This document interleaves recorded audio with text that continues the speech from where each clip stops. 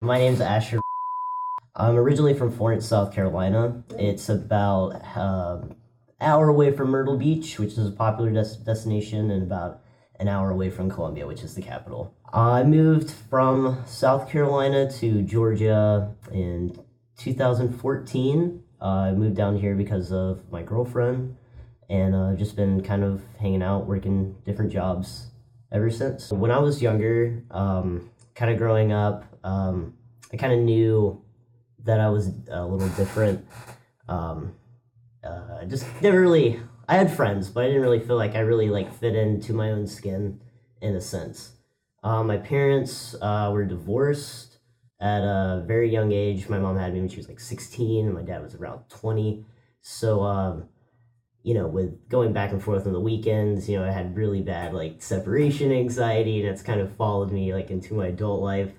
But also, um, growing up around like that right at prepubescent time, I started to think, oh well, I'm gay. I'm with that. Like I'm totally gay. I like chicks. So, so I thought that was it. Okay, so growing up in South Carolina, it was interesting. My parents they were divorced, and they'd had two different ideologies. So my mom, I was always kind of in like the church around there, but my dad really never talked about like that kind of stuff. Though he never discouraged it as well. So growing up, it was heaven is a good place to go. You try to do your best. Follow the Ten Commandments, all this stuff, and yeah, sure, okay. I was a good kid. I really never got in trouble, so I followed all that stuff and believed it to a certain extent. I went back and forth from public school to private school, and the private schools I went to, had the Monday chapels, so like you were really into church and God and had the Bible lessons and stuff like that, every day. Which, that's fine, sure, whatever. But, right about the time, you start getting a little older, about 11 or 12, and you start kind of second guessing. Well, I had this big question that I would ask, and I'd ask like my stepdad like this a few times, and I'd ask my mom, and they really couldn't answer it.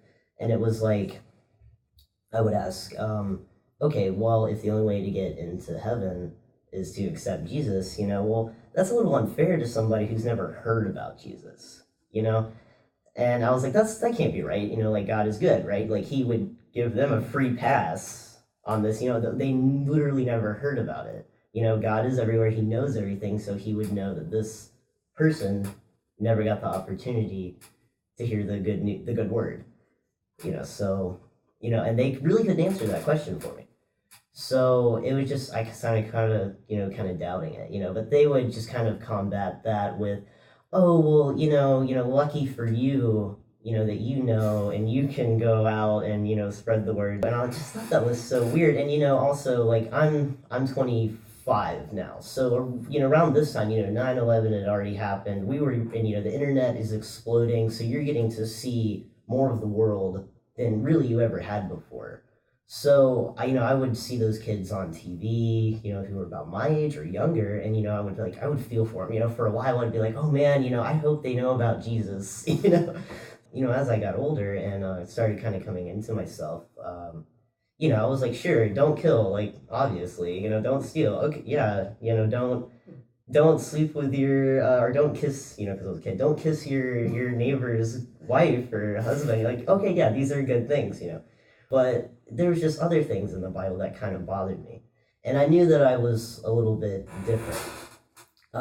When I was well, honestly, all my life, I knew that I liked girls. And I just always kept it to myself. Because I was like, that's weird. I'll grow out of it or whatever.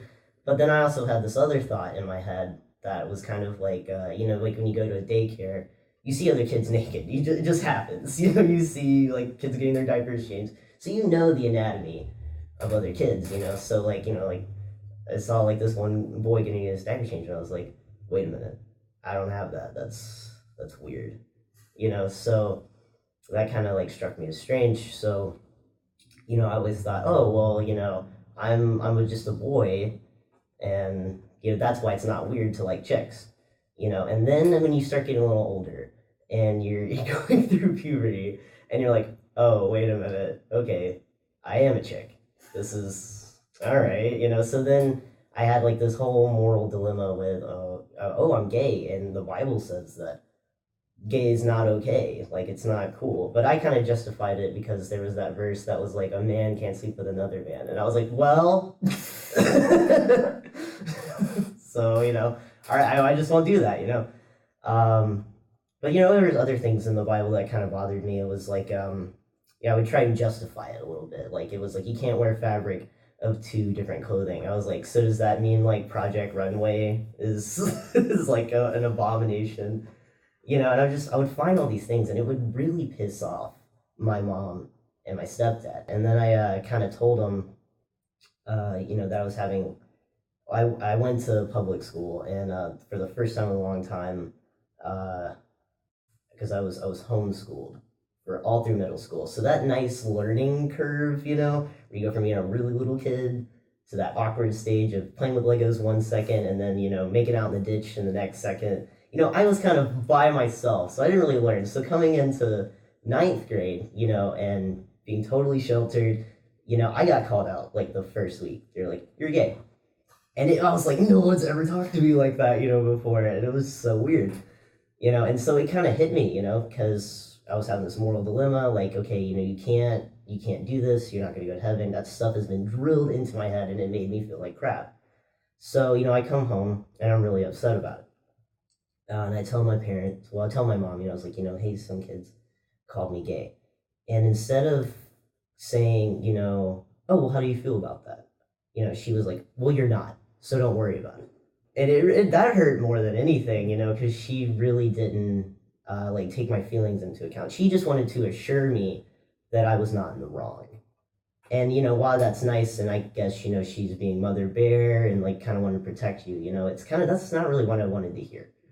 I wanted to be able to express myself. And I think that if I was able to express myself at that moment, because it really wasn't the gay thing, because I I never really felt gay. I wish I would have had the chance to come out and tell her that, I felt like a boy, that I was transgender. I wish I would have had that opportunity, but I had been, since that moment, I've had to kind of suppress myself and kind of be like, oh, okay, well, this is how I am. And a lot of things, in life kind of didn't really work out. Made a lot of weird decisions that I feel like, if I would have been able to just be comfortable with myself, like get that roadblock out of the way. But when I moved from South Carolina to Georgia to be with my girlfriend, when at the time I was still identified as female, I mean, a lot of people knew, and it was kind of like I was coming to terms with it. So when I got the chance to tell my mom, I told her after I had already had like my doctor's appointment, because I didn't want to like get everybody up in arms, like, oh, this is something that I'm going to do, blah, blah, blah. I wanted to make sure it was happening before I was like, this is how it is. And this is kind of how I've always felt. I wanted to take that action first. My family was very accepting, which was very nice. They were fine. My mom and my stepdad were not cool with me being like gay, but transgender just didn't count as gay, I guess. I don't know. So they were like, oh, okay, well, this works, I've always, been into wearing like, guys' clothes. I wanted to play hockey, which is cool. When girls play hockey, like, but like I was kind of more into like, dude stuff. So I guess it's not like they never really saw it not coming, but yeah, they were really accepting. My grandparents have always been accepting of, me dating women. And when I decided to come out, and I sat them down, I was like, hey, I really need to talk to you guys about something. My grandfather, I didn't even have to say anything to him. He was like, I had figured you were coming to tell us about this. And they were like, okay, great. And so I changed my name, and they've been using my preferred name very well. The only thing that's kind of a little challenging for my family is to remember pronouns. So him and his from, her, and she. So that's been really the only challenge. But hey, I mean, they're happy for me. So yeah, so it was weird because, when you're really coming into your own, you're about, 14, 15, and like you're like a pre-adult, you got your license and, shit like that. And it's like, wow, this world is almost mine to take, But then it's kind of like, hey, I want to date chicks. And they're like, well, no, maybe not now. And it's just, it kind of takes you a step back, so it was just kind of like, all right. So growing up with that mindset, that's probably why I would never said anything about it, because I would just been like, okay, the gay thing's one thing, but if they know how I really feel, like, I don't think, like, I can't live here and be who I want to be. So as soon as I got out, I started looking into ways to make myself, be the person that I always knew I was. And it's been great. I had made my doctor's appointment with this great doctor here in town. She's wonderful. I made my appointment in January, and she did not have an appointment ready until July. So I waited, and I was ready. I was jazzed, and I was like sweating. I was so nervous to go in there and meet her because I was just gonna go in for a checkup. I didn't want to call and be like, hey, let me get some of that sweet testosterone, So, I went in there and, she's looking at me and I know she knows like what I want. And I'm like, hey, I'm kind of, she gives me the physical, whatever, checks me out, make sure I'm, I have a fever or whatever. And, I kind of start telling her, I was like, I was recommended to you by another transgender friend here in town and I want to start. And she's like, okay, yeah. And she left the room, came back 10 minutes later, stuck me in the leg with some testosterone that day. Yeah, it was pretty great. And since then, it's just been getting better and better. I've been able to pass very easy. Man, dude, I used to be such like a weirdo, like about like stuff. Like getting my haircut was traumatic to me because I would go get my haircut and I'd be like, oh, this isn't. Why don't I look manly? I got Ben Affleck's haircut, but it looked like a dyke. Like, I don't get it. So, it was traumatic, I'd, try and close and be like, no, you just look like a dyke. But ever since, like it started to, my voice has changed, a little bit of facial features have been changing. Like, I have felt great and I feel so good. And it's really nice to know that my family, even though at the beginning of me kind of coming into my own, that they weren't really cool with it and were really pushing like a lot of like weird stuff on me. Like I would get grounded for like weird reasons. Like, like, all right, like talking back. I'm like, I'm 14. Of course I'm going to talk back. And it was, I just felt like, they were like, this kid's really weird. We need to shelter her like as much as possible. But then I feel like it came out and it was like, boom. Check me out now. So I don't know. We met in 2013 at a friend's birthday party. She's been wonderful, so supportive through the whole thing. Like even, before I started, taking the medicine, and I was like, look, like this is something I really, really want to do. And I really feel this way deep down. And she never questioned it or never was like, oh, well, like, is this like a phase or, sort of, are you sure about it? She was just like, okay. And, she helped me, like, I wrote down some names that I liked and she kind of went through it with me and was just kind of right there the whole time. And she even went to my first doctor's appointment with me and everything. My full name was Alyssa Mercedes. And like I picked Asher because as a kid, I don't know if I want this in the movie or not, but as a kid, I was a huge Pokemon fan. And I knew like I felt like a little boy, so I would tell everybody in the neighborhood, call me Ash. Just call me Ash, Big Pokemon nerd, I could tell you all of them, whatever. So, I was just like, call me Ash. So when this time came, I was like, well, I have to have a first name. I didn't really want to change my initials. So I just went with Ash, but I really like being called. I like that. It's kind of, my dad was in the military, kind of like a last name thing. I think it's a cool name. I don't know the statistics of relationships for transgender people. I probably should be more up on my transgender trivia, but I do not know. However, when I was talking with my doctor, the first time I came in there, that was one of the first things she wanted to know because Katie was in the room with me, and she was like, I've had a few clients that their relationships kind of go sour because they were um, gay culture is very interesting.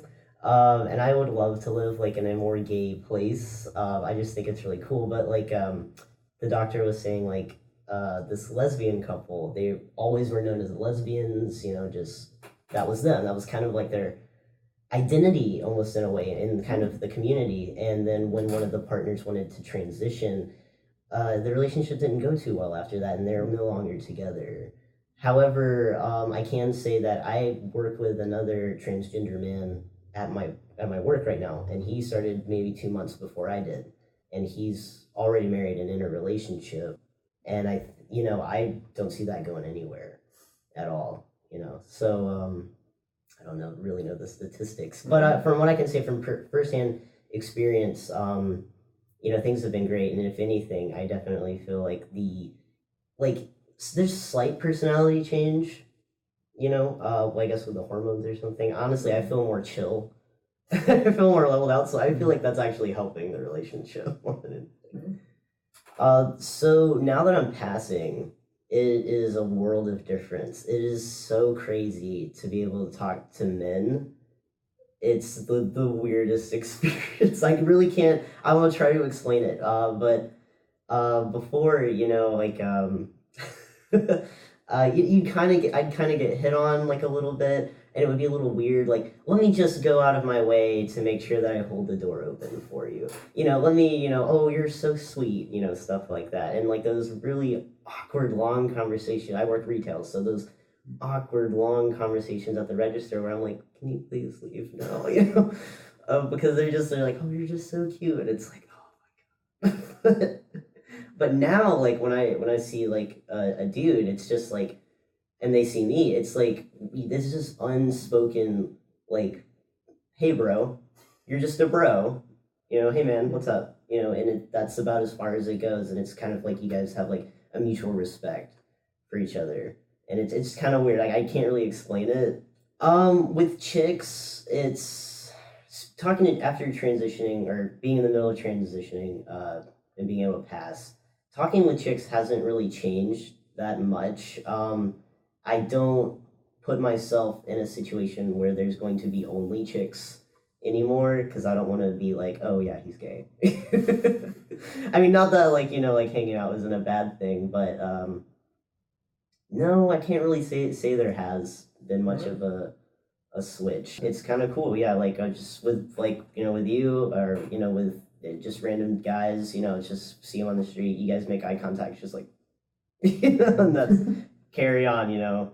But as as a chick, it would you try and do that, and they'd kind of be like, what the fuck? Sorry.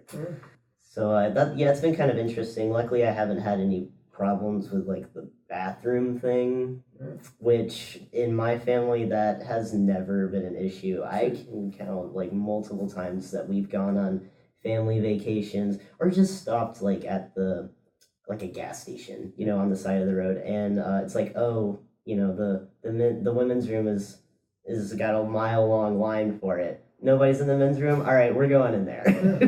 I don't think it's a big deal. I think that the bathroom rule is really stupid. And I mean, as a political thing, like, yeah, it's really stupid. But in general, like, I mean, if I've been into, seeing both sides of being in the women's room and being in the men's room, I've seen dudes in the women's room before. And you kind of are like, okay, that's weird. But, like, why would you want to get in an altercation with someone? Like, he had to pee. Let him go and carry on. Yeah, I always like make this joke like I mean I follow the traffic rules. Whenever I see a stop sign, I'm like, dude, try to tell me what to do. Just a sign. So, it's just a sign. Yeah. I understand, like I get it that there are like types. There are types of people that you are not gonna like no matter what. But I think that has a lot to do with personality and not with really how you perceive yourself. So I mean, if you're gay, if you're transgender, if you're black, white, Muslim, it doesn't matter. If you have like a bad personality, people aren't gonna like you. It doesn't really matter like what you look like or like how you identify. If you're a shit person, like I can understand people not liking you. So I kind of feel like a lot of people who may have a problem with like the gay community, maybe there was that one flamboyant, really that guy that gets on everybody's nerves, and he hit on you one time in college, and that just oh man, that just really got to you, and now you're in some power, and you can't handle it, because that one incident. But I mean, I feel like now with people being way more accepting, and in the general public, people are way more accepting, and it's so nice. It really is, because they're not just going to judge you just because of how you look. And I mean, luckily for someone like me, or for any woman going from female to male, it's a lot easier for us to pass than it is for men to females. So like they kind of stick out like a sore thumb. So and I feel bad for them, but luckily, I feel like the more dangerous people like would be like in the men's room, but they would never know. They'd never know. So I kind of am excited, that like the the females can go into the female room, because I mean they're not going to get beat up or anything like that. That's just ridiculous. But if I could say anything, I'm just we're not all the same. It's I mean, like I consider myself to be really nice, and I like to help everybody out, no matter what they look like. I work in customer service. I don't get to judge. I mean, this guy comes up to me, and you can tell he hasn't brushed his teeth in days and is wearing ratty clothes. I'm gonna give him the best customer service, just like I'm gonna give the guy who owns the hotel next door. I'm gonna give him the best service, and it doesn't matter. I mean, he could be a lady. You never know.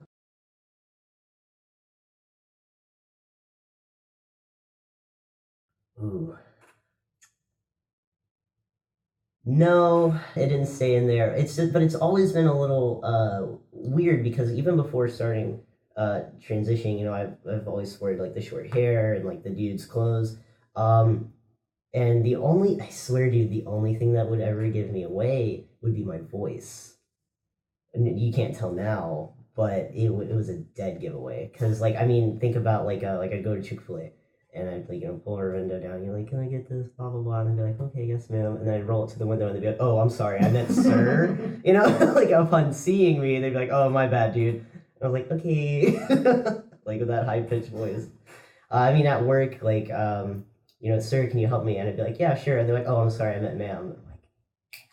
I'm like, So, but I mean, as soon as it started happening, it was a really good feeling, and I remember, um, I do remember one day at work when because I had to deal with the general public all the time.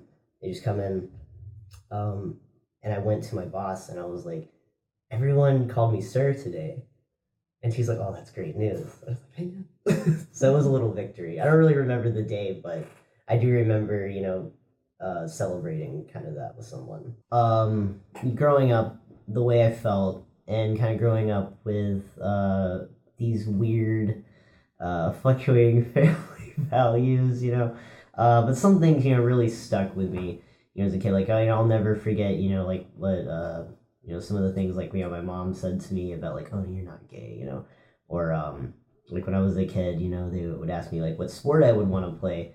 I was into soccer, and then I always swam, and then I remember one time I told them, yeah, I wanna play basketball. I think that would be fun, and they were like, no, that's a black people sport. It was just shut down like right there, and I was like, but Larry Bird, like it was so weird. So it was just really weird. So kind of growing up with like these really weird, like weird values and stuff like that. I just be who I am now. Like I am so accepting of pretty much everyone, as long as you're not hurting anybody. Like what's the big deal? I mean, people get offended all the time, but like just because you get offended, it shouldn't be law. You know, that's just kind of how I feel about it. So, you know, um, one love, all that good stuff. And I do not like having conflict with people, and luckily nobody has said anything nasty to me about like that. Like ever since I've been able to kind of pass as transgender, especially even before that, like before, people would kind of it was obvious like I was gay. People would be like, "You're gay," and I'd be like, "Bruh, look at me, come on." I would go to like my doctor's office, like right after school, so it'd be like 3, 4 o'clock. I'd be sitting there, in the waiting room, and that's when Ellen comes on TV, and suddenly everybody's attention goes straight over to the TV, and they're like, "Oh, she's great," and I'm just like, "See, she's totally gay. You all know she's gay." But you don't care. You love her because she's such a good person. She has fun with it. She doesn't feel the need to, like, oh, I'm gay and this is all there is about me. She wants to have fun. She wants to help other people. I've seen it on their shows. She'll give people stuff and help them out or fly them out to be on their show if they have talent, kind of promote them. She's out there to help people. It's not just, I'm gay. That's not it. It's like I don't even think I've ever heard it on the show. I mean, yeah, she got married while the show was on to Portia, but I mean, I think she maybe has mentioned Portia. Like, I've seen the show a few times and I don't even really think I've heard her mention it. So it's just really cool that, there's so much more to people, so it's just because, like, oh, I'm transgender, like, there's so much more to that about me. That's not how I want to be remembered or how I like want to be, stapled like in like a little box. There's so much more to me, and to everyone's different. So, if you're straight, that's not the only thing that's about you. There's so much more to you. There are layers. You can be a really great swimmer or a great writer. You can write books. Be an author. Have all these great ideas in your head. Like that could be something that you want to be remembered about. I don't think like your sexual orientation or how you want to be perceived or what God you want to believe in should really dictate any like kind of laws that have to do with you. Current state of things in the U.S. are a little crazy. I don't really know what to make of it. Every time I think about it, I just think of Terry Crews and Idiocracy as the president. And I know that it sounds bad. Like, I mean, as an American, of course I want to like give him a chance, but he just he just doesn't really act the way that I would expect a leader of a nation to act, and it's just kind of a bummer. But I mean, I guess in a few years I can say, Donald Trump is one of someone I look up to because he applied for the job and he had no experience, so that should say something to somebody at least. But I mean, besides the fact that he's totally insane. Well, maybe not insane. Maybe he's like has like this like wool over his eyes or something. Like he just doesn't get it. Like he's never had these problems. The what's her name? The education lady who's awful. Oh yeah, she's alternative facts lady. But the lady who put into for the education, I can't remember her name, but she's just. I was watching an interview with her, and like her kids have, her herself, her children have never had to take out a loan for school. They've always been done the private school stuff. They've been fortunate enough to pay for their own school. I'm not angry about that. I'm just angry about the fact that they don't want to help out people who aren't that privileged to get those things. So that's what kind of bums me out is I feel like it's turning into like a country club, you know, like he's just picking people that he like plays golf with. He's like, you're a woman, so you just do the education, and this over here, he shoots a nice par four, so I'm gonna have him, be head of the oil conservation or whatever. And it just kind of blows my mind that he really thinks these are the best picks. Like, sure, like I mean, I didn't really like all the stuff, that like Obama was doing, or maybe not Obama, but like the Senate or the House were doing in the first place. So yeah, do I want to get some of those wackos out of the House? Yeah, absolutely. But I do not like the replacements. Not a fan. Yeah, I know lots of people who voted for Trump, and that would include my entire family. And I kind of had, a talk with them, I was like, I mean, like, I get it, it's sure, okay, yeah, he wants to change America, sure, like, all right, I'm down with that. But I was like, but I mean, I just come out with them with my own thing, and I was kind of like, well, like, he's probably not really cool with that, like, if you vote him in, you're gonna be voting in someone who could take away my liberties, are you gonna be okay with that? And they wouldn't really give me an answer for it. I mean, this is not a pro Hillary speech at all. This is not. But this is definitely not saying that Trump would be better. Honestly, I think I would be more upset if Hillary Clinton was our first woman president. I would rather Bernie be president. I think it's a shame that she, whatever with the DNC, and they got him out of there. Because I think if it was Bernie against Trump, Bernie would have won. Like the vote, like her winning was so important that she had to, do some dirty stuff behind his back, and guess what? It didn't work out. It did not work out. And I really think if it was against Bernie and Trump, like Bernie would have won because he had just as many crazy old man ideas. Oh, we'll change America, stuff like that. But like he's just such more diplomatic about it, And I mean, I'm not saying that. Sure, all politicians lie. Sure, they just want to get into office, but it's like, like there's one thing against like what they say and what they do, and it's like, maybe Bernie would have not done all that stuff. Maybe he's just as crazy as Trump when the cameras are turned off. But I really don't believe it.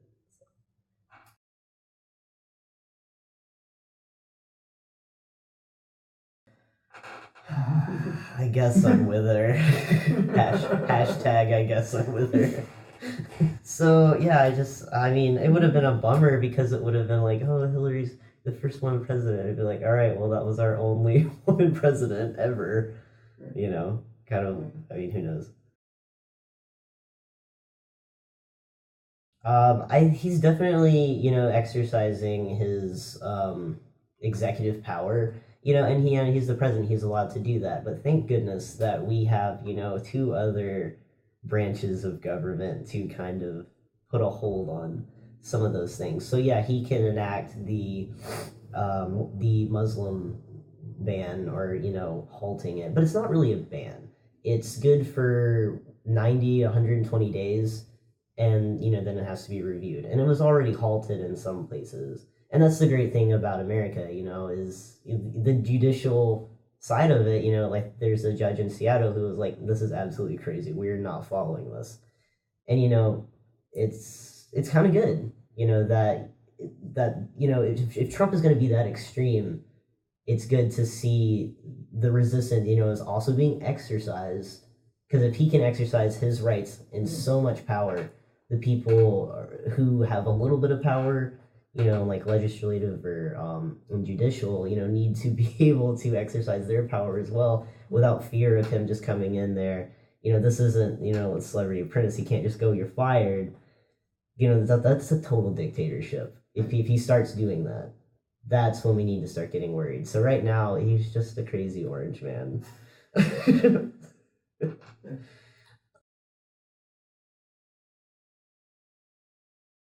Well, I will say first, I thought when Trump was talking about the media, it really made me laugh when he was like BuzzFeed fake news.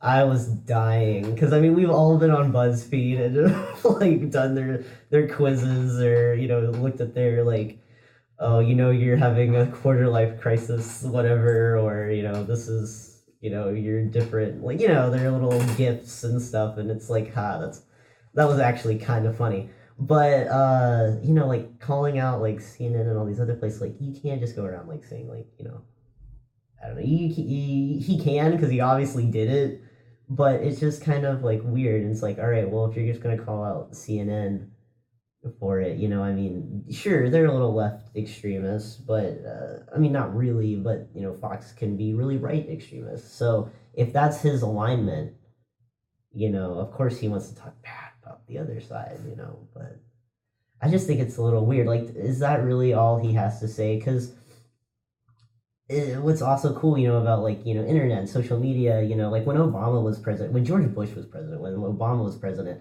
yeah, like the internet was around, but there's this huge culture of the internet now. I mean, I was watching the Super Bowl a few days ago, and right after the halftime show, there were like 12 memes that came out right then, like instantly. So, I mean, whenever he says, like, there, are people online who are paying attention to this kind of stuff. And that in itself is journalism.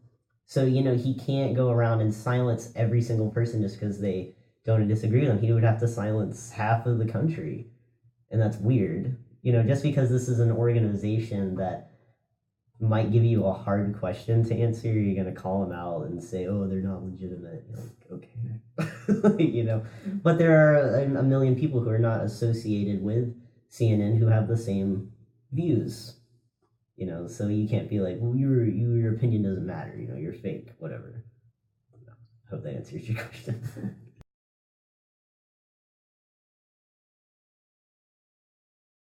Ooh, that's a rough one.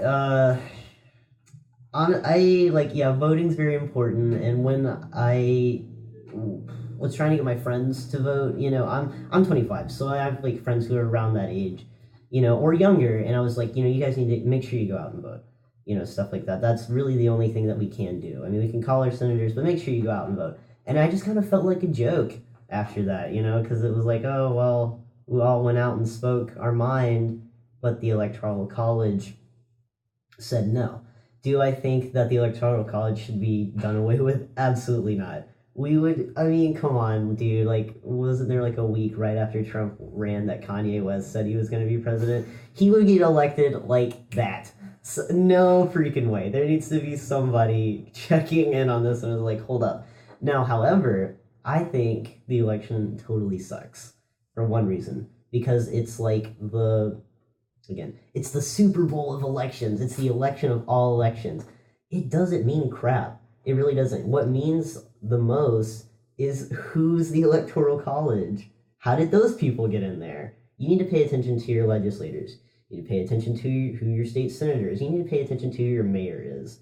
Those people are just going to keep rising up, and they're going to be in that power, and then they're going to be the ones in the Electoral College who say, yeah, this guy, he's good at business, or, this guy, I don't know, I kind of lost what I was saying, but, yeah, so I feel like if you pay attention, you need to pay attention more to local politics and the big picture, because they're going to rile you up and they're going to get you angry or passionate about this certain issue. And even if you go out and vote and the majority of people agree with it, even if it's by a small margin, it's not going to matter. That's not the only factor that's going into picking the leader of the country. And I feel like everybody overlooks all the smaller elections, which are far more important. So, 2018, time to vote in some new senators, guys. So, hopefully that'll work out. And then we won't have this problem, because, like, now, the House and the Senate and the executive are all Republican ticket, which I don't really buy Republican Donald Trump anyway. I feel, because, I mean, he's been a huge Democrat his whole life. So him running as a Republican, he either wanted to destroy the Republican Party, or that's the only way he could run somehow. I don't know, just talking these crazy radical ideas. That was the one that aligned with him the best. But I mean, he's always been a Democrat in New York, so I don't know. But yeah, definitely need to pay more attention to the smaller politics, for sure, because and they get voted in every 2 to 6 years, But I mean, you'll never hear about it. You will never hear about who the senator is and what they stand for. You might see one paid advertisement. You'll see a ton of yard signs, but who is it? And nobody cares because it's not in your face. I mean, I'm a big NPR nerd, so my CD player broke, so I don't like radio. So I've just been listening to NPR for like the past year, and that's all I'm hearing about. So I was like up to date on like on the DNC, this, and obviously all this new stuff that's coming out with Trump this past week. I mean, that's all they're talking about, and it kind of worries me in a way because there was so much focus on these two, three, four people. I mean, not to mention the Republican primary. What was there, like 15, 10 people at one point? Yeah, like, there were so many people up there, and I mean, it was like The Bachelor, but for America, and it was just so weird. But it's like if that is so in your face, like what else is going on? I mean, aren't we at war right now? Like like what's going on? And I'm not trying to like badmouth like Obama or anything because I would love to have that guy back. But like, doesn't he like kill like the most people with drones ever? Like, wasn't that going on while probably all the primary stuff was going on? Why didn't we hear about that? So like what's going like it's like the media definitely has a big role to play in it, but they're so stoked on oh, Trump's running, there's like 15 people, let's cover that. I mean, I get it, sure, it's dangerous out there. I wouldn't want to be in Syria or Aleppo or anything like that right now, 5 years ago, or anything covering any of that. So the people who are out there doing it, I give mad props to, but I want to hear more of that stuff. I want to know what's like actually going on instead of just like, oh, the orange man said something crazy on Twitter and this is how the internet reacted to it. Like there's so much more going on. Sure, yeah, getting maybe local. I'm definitely not interested in like the Washington politics kind of thing, but like, if when I do decide to settle down somewhere, yeah, I think that would be interesting to maybe, I mean, even Polar Parks and Rec, just take care of the local parks, make sure the kids are having a good experience, because they're the future. You're already here. You just have to do the best you can to promote the next generation. And I feel like this right now is not doing that good at being like, yeah, you're all accepted as long as you're white. So yeah, I think I would probably run, maybe do something like that. Would be fun. Yeah. So I mean, I feel like you can't just. It's like playing a sport. Like you got your big guys out on the field or up at bat. But you're sitting on the bench. You're here watching it. You're in the game. You're here watching it. Or you're up in the stands and you're watching it. But it's been your it's almost like it's your turn to get pulled in. Like this guy, he's got turf toe, so he needs to come sit out. It's kind of like your turn to get in there. Like somebody needs to get up in there and do a good job. And I don't know. It just really bums me out that people are like discriminate so hard against people of color, um, people of different religions, and I mean that's I hate to sound like really hippy dippy about it, but that's the point of America. Like I mean, my great grandmother was from Russia, and she came over here, like early 20s, and then met my great grandfather, and that was that. So I mean, immigrants all over. On the other side, my my other grandfather is Irish, so I'm sure like Ellis Island meant a lot to them, and it's like, and so what, we're all different, but as long as you are willing to like work hard, you should be able to be here, I suppose, and not, it's not like wanting to like infiltrate and destroy. Like I get that, but I kind of feel like he's letting like fear, drive those decisions, because like I don't know, wasn't like Steve Jobs or something like an immigrant, like his parents were immigrants or something? Like, I mean, but like recently, somebody like over in Silicon Valley's like parents, I can't remember who it was, but whatever, I don't know what I'm talking about. But you just can't just like discriminate against people because it's just really lame. And when you get down to it, like, I think we're all people, we all have the same wants, which is to be happy. So I mean, and kicking people out isn't really necessarily going to make people happy. I mean, just because like you want to be safe. He's just like a kid, like in the sandbox. These are my toys. You can't come over here and play with my toys. This is all mine. You stay over there. What I do like, what we were talking about, different, everyone's so into like, oh, what's going on in America? Like, what is Donald Trump said this, blah blah blah blah blah.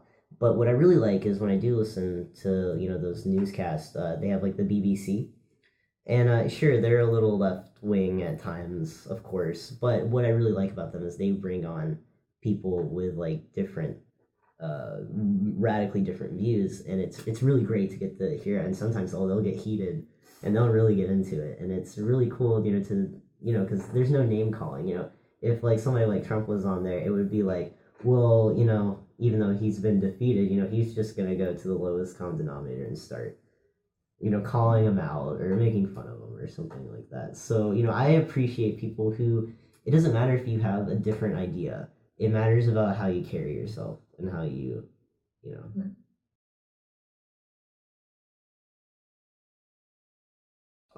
Well, I like to know what's going on for sure. I don't want to. So the reason I listen to like NPR, and things like that is they are mainstream media in a sense. So they're gonna cover those stories that I hate to hear about. But I feel like if I already know about that, I'm like, yeah, I heard that yesterday. Like, come on, let's talk about something new. I really like when they talk about other countries because like right now things are so crazy over here. So when they talk about other countries, I'm kind of trying to like make connections. Like, okay, so if they're going through like Greece, if they're having their very bad economic downfall right now, how's that going to affect America? Are they in the UN?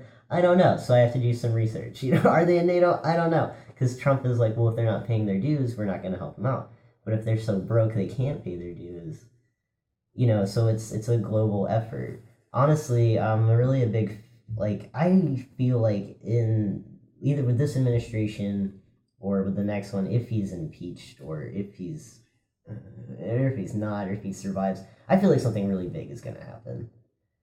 And I don't know what it is. I mean, I feel like these next 4 years are probably going to be the ones that's going to go in the history books in some sort of way. Not just because of Trump, but because of the people.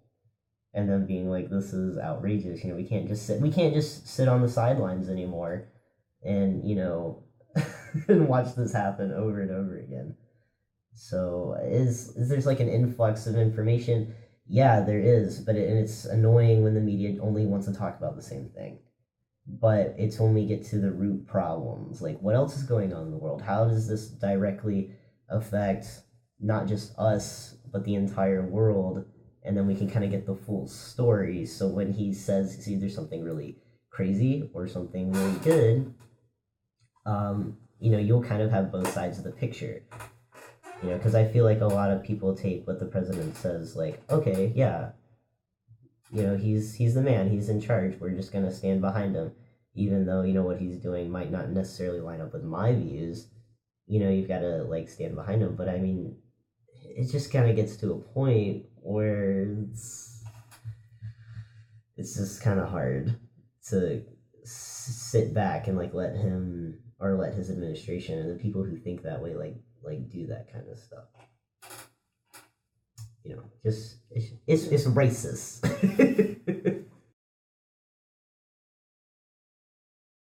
The only thing I've done, I haven't done much. I've definitely a few years ago with the gay marriage thing.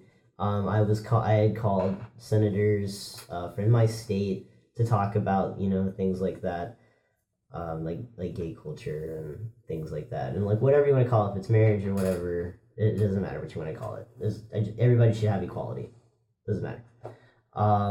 So yeah, I called them. I've called for various other reasons, and most recently to call about the education department. I went to the Women's March here in Savannah. It was great. I took a bunch of pictures. Me and my girlfriend took pictures with their cameras, about like the cool signs people were making, and it was great to see everybody get out and do those kind of things. But I definitely think in the next 4 years I'll be more active, a lot more active than I have been in the past. It's I mean, I'm not trying to like go like crazy or like get arrested or anything like that, but I definitely want to be present. I would just kind of stay tuned in to what's going on around me, especially like in town. Washington really isn't too far from Savannah. It's maybe like 8 hours tops. So that's really not too bad. So if there was another kind of, march or protest, I'd probably just go ahead and go up there. Here, there are so many things that are important to me. It's hard to pinpoint what's the best, but for now, I mean, I'm definitely interested in environmental protection, but more in, oh my gosh, like, like racial or just equality in general. Like, I don't think it should matter, but it's just kind of hard to really pick one. But I think if I was going to pick one, it would have to do with anything with education for sure. So, because, I mean, those kids are going to need to grow up and get higher education, like I love kids anyway, and I think they're wonderful and they need good mentors, and with the media just kind of shoving all this nasty stuff in their face about, Trump and Hillary and Pence and Kellyanne Conway or, whoever, that's not really good. They're going to grow up thinking that, oh yeah, that's just how it works. That's normal. They're like, oh, I can make fun of disabled people. I mean, our president's doing it. Like, what gives him a free pass? So, I think they need like good role models to just be really accepting. But yeah, at the same time, like, they need to take that knowledge and go to school, get a higher education after their government funded kind of thing. Because, I mean, a lot of it is, private sector, like, college. So it depends. Like, do I want school to be free? No, that's not really what I'm asking for. I just want it to be like affordable. You got to work for it. Sure, I can. If it's worth, you get what you pay for. If it's free college, may not be that great. If it's $100 million, that's a little outrageous. Or sorry, if it's like people leaving college with $100,000 in debt, that's a little much, guys.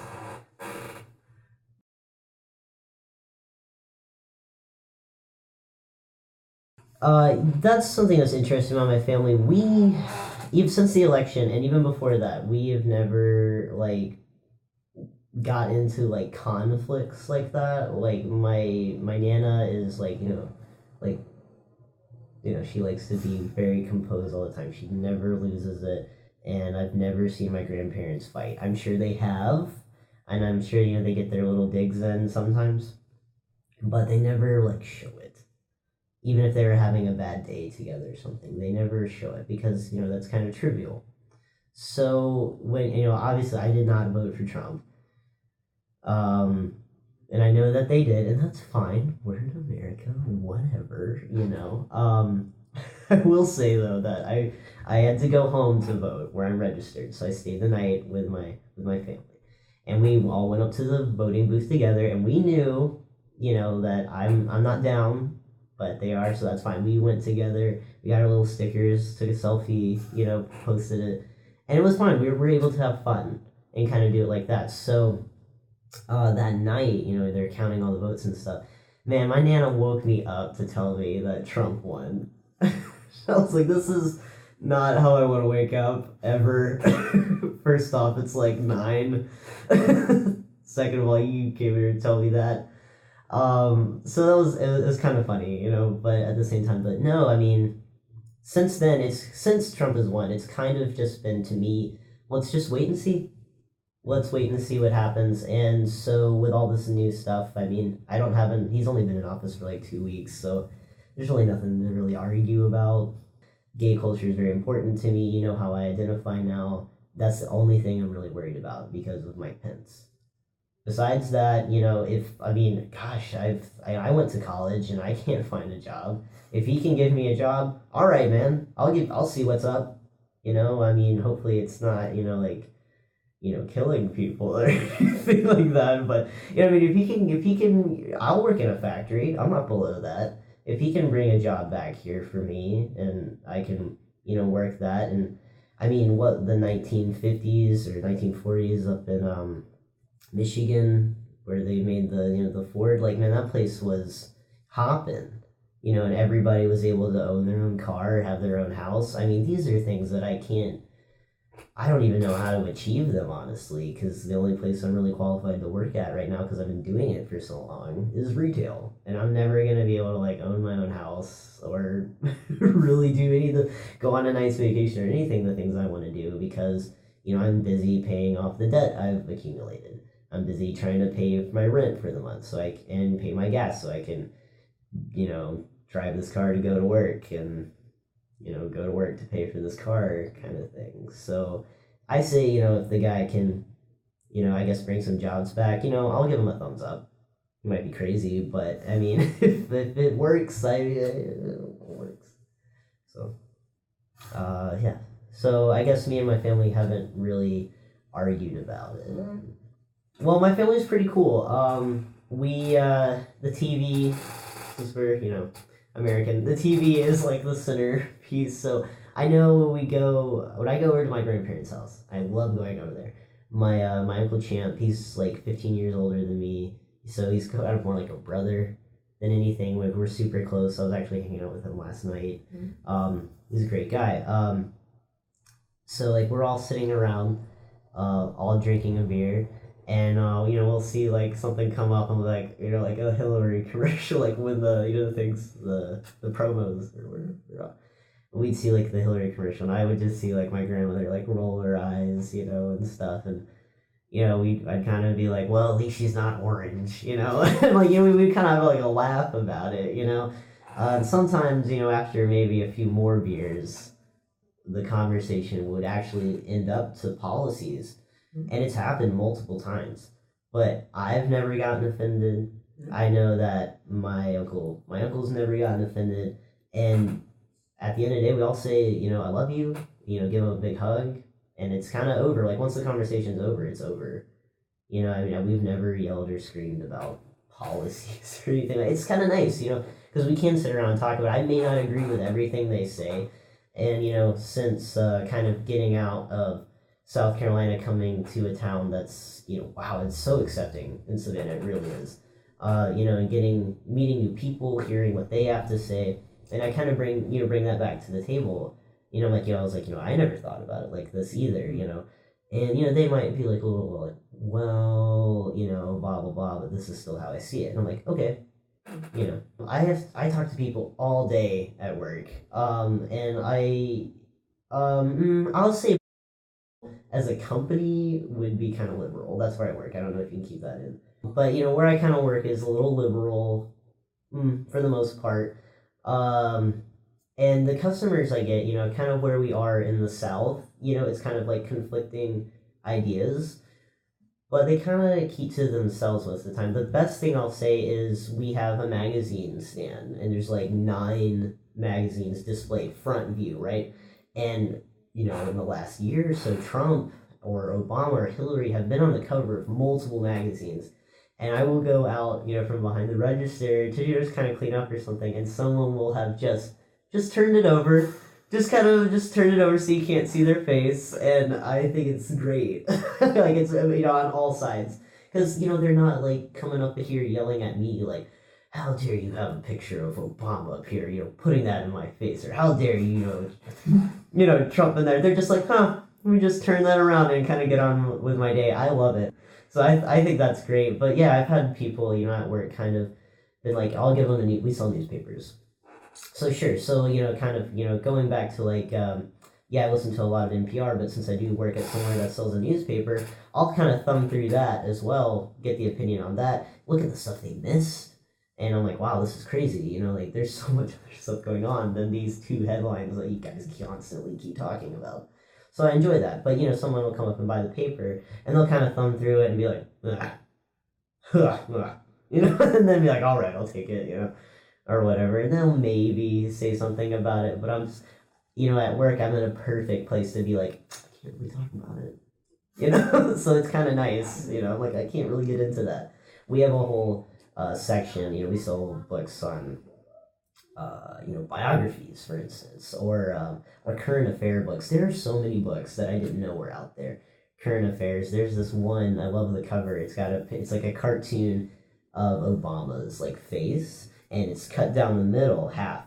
So one side is like heaven, and like there's a little angel in the back. He's got like half a halo, and then the other half is like dark and flames, and he's got like a little horn. And I'm like, I've never like seen something like this. And then there's so many books, like why Hillary's America, how she's gonna bring the world down. And then there's books about Trump's America, how he's gonna bring like the world down. And when I have to help people find these books, I'm strictly looking for that book. Whatever subject matter you need to look for, sure, man. No opinion, no judgment. If that's what you want to read, maybe they are a Trump fan. Maybe they weren't, and they're trying to learn more about him. Because like Sun Tzu is like the only way to know that you got to know your enemy. So I mean, it could be any part. I don't know, and if it's a political book, I try not to ask too many questions.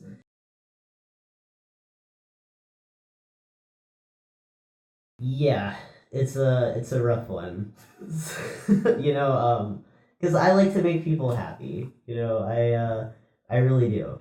So when someone doesn't agree, it kind of bums me out because I'm like, but man, like, but don't you know like how unhappy like your point of view is making people? Like I get it. You want America safe, but like this guy's got like 5 kids. Like just let him come in. Like he's not gonna do anything. He wants to keep his kids safe, or something. That's just an extreme example, but have I really thought about confrontation with that? No, my answer is no. I have not thought about confrontation in politics because I think a few years back they did that filibuster on the floor. It was like 20 hours, and that lady was like wearing her comfy tennis shoes. Yeah, or they'll read pages in the phone book, and I'm like that's not like that's wasting everybody's time. My grandfather, when he was born he's a baby boomer, so when he was growing up right around like the 50s and stuff like that. So, and in the country, so there was one way to settle things. So when I remember him telling me when him and his brother would get into an argument over something or start roughhousing, his dad would take him outside and draw a circle with like chalk in the yard and was like, all right, fight it out. You fight it out. And I'm not saying that like I think like Congress would be just better if like the guy who punched the hardest like would win. But like the filibuster thing just drives me crazy because it's just wasting time. You're not being productive. So I don't know. There's like yeah, I feel like recently like they've been using it a lot, and it's kind of annoying. Like I know if no matter what side I was on, like if I was with the guy who's standing up there doing the filibustering, I feel like this is crazy. This is wow. There's got to be a better way to do it. Is what I'm trying to say. Not saying that because obviously it's not really working that well. So if they got rid of it, like there's got to be another way to go about getting your voice heard through these things, which might be incorporating rallying the general public about I feel like there are so many things that happen in the Senate or in Congress that the public doesn't hear about. And I'm not saying that everything is necessarily like our like business, but when you're making a law or a rule to that affects everyone directly, people need to know about it. And if they don't know about it, they're like, oh, well, I was busy, looking at Trump's tweets. I didn't know about this law that was going to come in. So maybe that's a better way to get, instead of having it filibuster where they just beat it like a dead horse for hours or days on end. Maybe getting people amped up about it, or calling your senators, doing like the marches, or some great idea that I haven't thought of. Someone out there's got a good plan to kind of maybe not really replace it. I don't think they should get rid of it, but I definitely think it's been used way too much. There's got to be a better way to get your point across. But I know that, like, I mean, there are great ideas. out there. I don't have them. Yeah, not me. There's someone out there a little smarter, I'm sure of it, who's got a great way to do it. Was that Keystone Pipeline? That was a big one, and I thought that was such a victory for the people. It was great, they went through so much. Like, even like some military came in and like, blasted them with like the water cannons and stuff like that. But in the end, they still got it. They won it, and that was such a victory, because I'm like, man, these people, like, they're all gonna get arrested. Like, this is gonna really suck. I'm not really down for like the oil line anyway, but I mean, I can't just drive up, and help him out. But I was listening and I was like rooting for him, and I can't believe that it went through.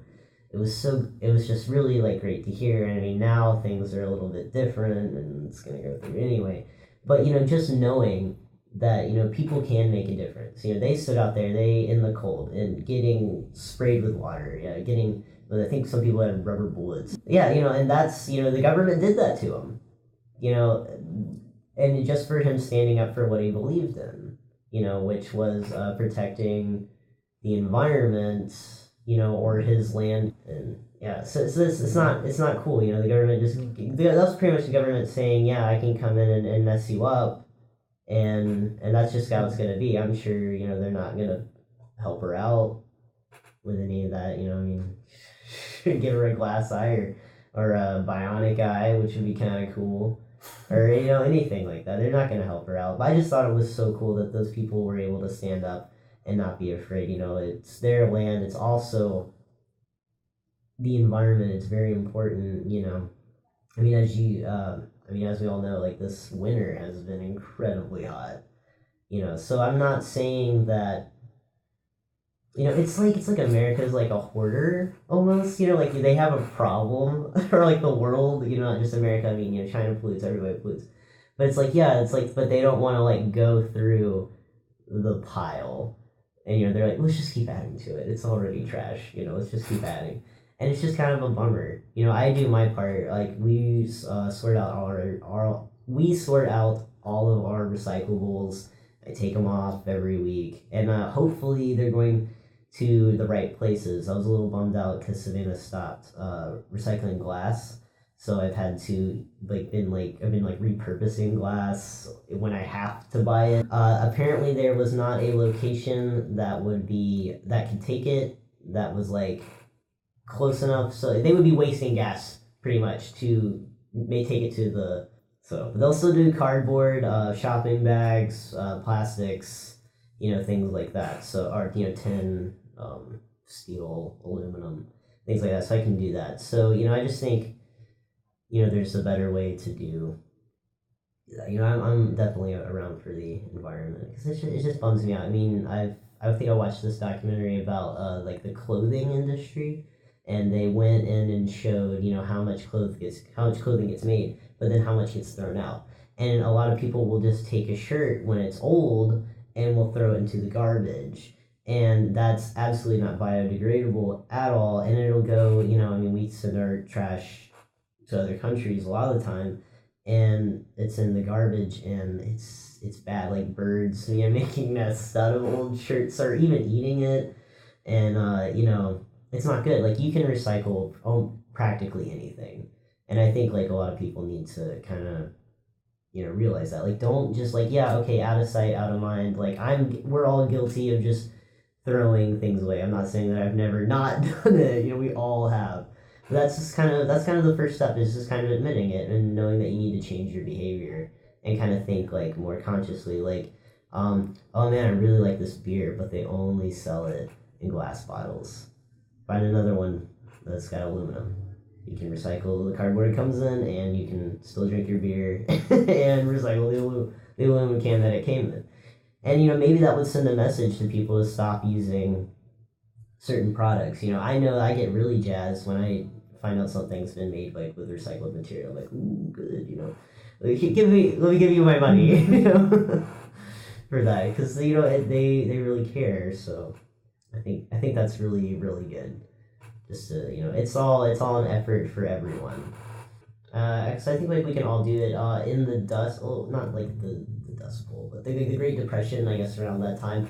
Um, you know, it was such a different time back then, and bags of flour were you'd buy it, and it was like made of like burlap, like this weird like canvas kind of material, and things were so bad that the companies that were making the flour and sending them out to get packaged, they started making the casing that it came in, like the burlap, they started giving it patterns because they knew people were using that as material to make dresses and stuff for their kids out of. And I hope it really doesn't get to that, but that's just a good example of how you can use something you already have and kind of repurpose it. Like they've been doing it forever.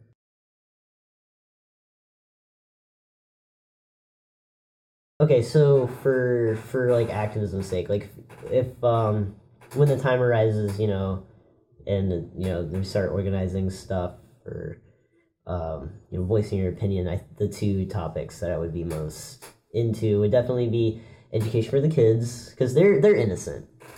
They don't know about like any of this stuff. I mean, some of them they might because they might be watching the news with their parents or stuff. But they're just kids. They need good role models. They need all the tools they can to succeed. And then the other thing would be take care of what we already have, which is our home, our environment. This is for everyone. So I think that those are the two topics that like are really those two topics definitely hit home the most for me. So it would be good. I did like when Obama got into the White House. He and Michelle, she kind of took over. She was like all about the kids and kind of was like, hey, let's get in there and like kind of think about what we're eating, healthier options, as well. So I think like we need like the generation to not only be smart and to think about where things are coming from, but also know how to take care of themselves as well. So I really like appreciated her. Like I mean, there's videos of her going out, or accounts of her going out and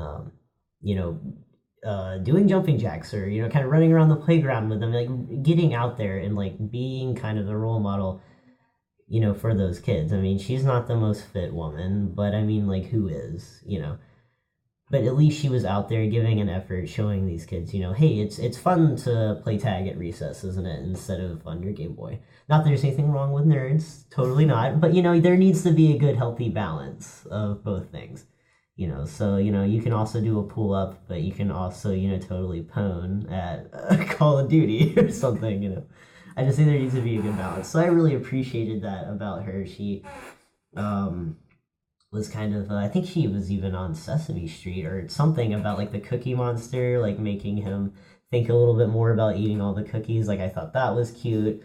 So like the kids really need to think about that because their parents. Your parents kind of dictate like what you eat, unless you're like incredibly picky. But in that case, it's probably just going to be Pop-Tarts and French fries. And then again, like what's a parent to do? And I get it. If I had a kid right now, like if I was in like my mom's shoes, I don't know. Like I applaud her for having me so young, and being able to make it and do that. Now my diet definitely suffered. But I mean I'm okay. I've changed that about me. When I was younger, I was diagnosed with Crohn's disease, and I don't have Crohn's disease anymore. I haven't had a flare up in about 5 or 6 years, so everything's been good. But when I first got sick, it was really bad, and they were like, "What's your diet like? What do you do? What do you do like this?" And as soon as that started happening, I was like, "Oh yeah, I'm just gonna start eating healthier." So since then, like I cut all sodas out of my life, and that's been good. Now my doctor was like, "No tea," and I was like, "Come on, man, I'm in the South." I'm gonna be drinking tea. We compromise. That was my balance. And stuff like that. So, try not to. It's hard though. You don't have a job. You're a kid, so you have to eat what is given to you. So I don't know. Maybe I guess like a third one would I guess kind of be, you know, like the health. And I have a lot to say about the health system in America. It seems as if when you go to the doctor, like say perfect example. If I go to the doctor for my allergies, he or she might subscribe or prescribe something for me to, yeah, sure, it's going to fix my symptoms, but it's not really going to get to the root cause.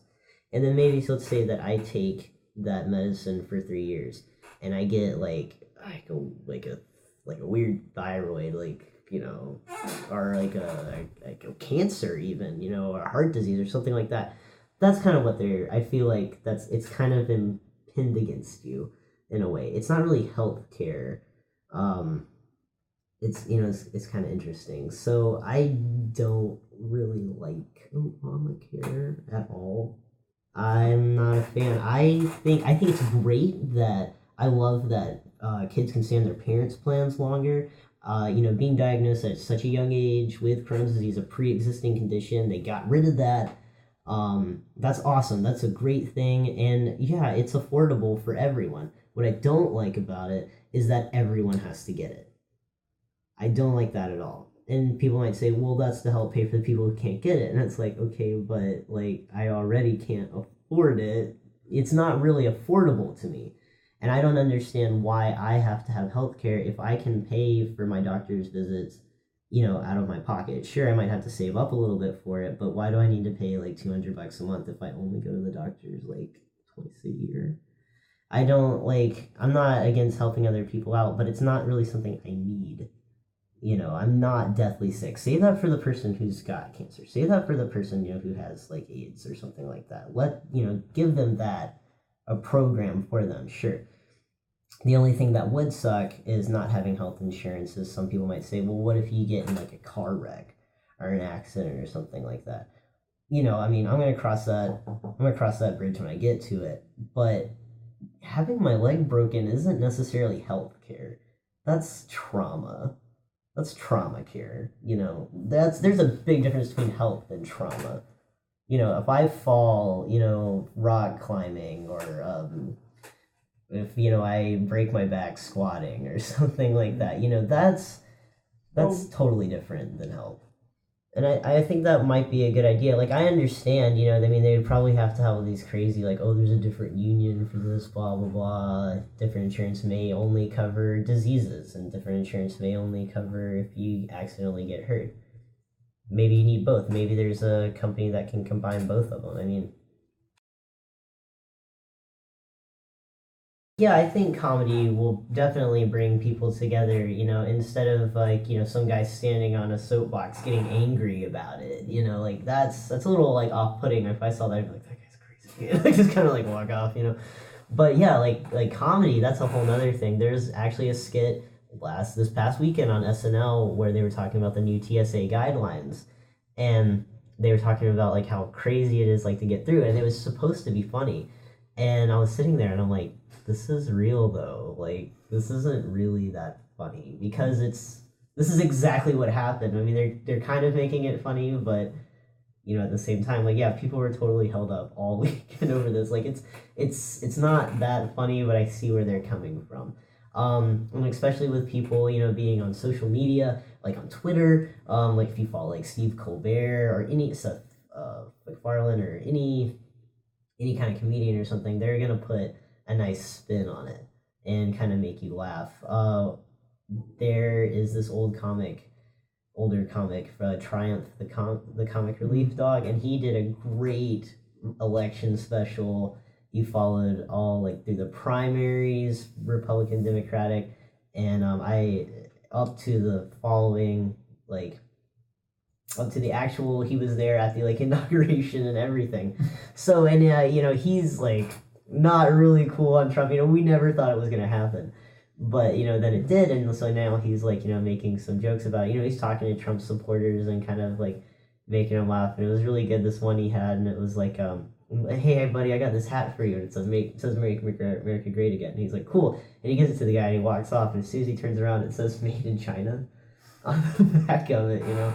And I showed a bunch of those videos to like my family because he does the other side as well, and we'll make fun of Hillary or Bernie. Yeah, so he'll do that, and it's like, see, he's not, like, it seems like he's being really harsh against this one, and he is, but he can throw it at any direction. And I think, people kind of need to like loosen up a little bit about it because, I mean, honestly, like this stuff that's going on in policy is comical. So yeah, I think the comedians are probably gonna have some sort of input to, or a good social commentary, and we'll be able to speak to a majority of people who think it funny. I mean, the other people who don't think it funny are just like really offended, but they're probably just gonna be offended by anything, Small mind. I don't know. I'm telling you that, I'm transgender and certain things happened in my life that, it kind of made me question, everything from how I was raised to like, super in a bubble to where I am now, where, I've explored so many different things I never thought of, things that my 9-year-old self would, question, who this person is, kind of. So, I kind of hope that we can just kind of get the word out, because there's just more to a person than their orientation, their religion, and their skin color, and we're all different, bro. So I'll probably come out like super hippie, but that's cool,